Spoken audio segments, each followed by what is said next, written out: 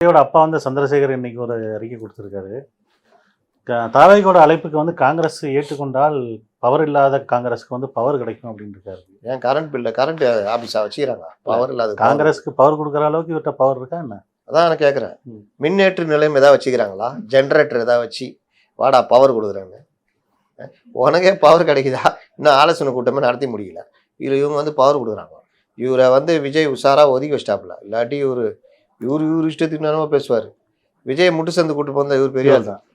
ஆரம்பத்திலே அப்போவே முட்டு சந்து கூட்டு போயிட்டாப்புல. காவலன் படத்துக்கு பிரச்சனை ஆகுது, தியேட்டர்லாம் கிடைக்கல.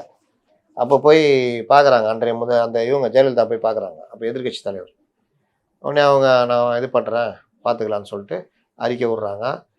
அப்புறம் தேர்தலில் பிரச்சாரம் பண்ணுங்கன்றாங்க. விஜய் ரசிகர்லாம் பிரச்சாரம் பண்ணுறாங்க.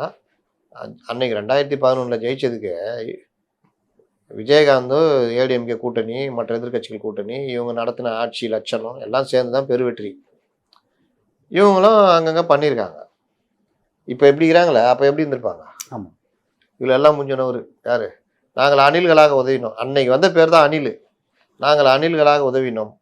நாங்கள் வந்து ஜெயிக்கிறதுக்கு நாங்கள் ஒரு காரணம், முக்கிய காரணன்ற மாதிரி பேடி கொடுத்துட்டாரு. யார்? எஸ்எஸ்சி. அன்னைக்கு பிடிச்ச சனி. ஜெயலலிதா பேர் சொல்லாமா முடியுமா? பேட்டா அவனுக்கு வைக்கிறேன்டா. அப்போ தான் இவர் தலைவா. அது எப்படி வரும்?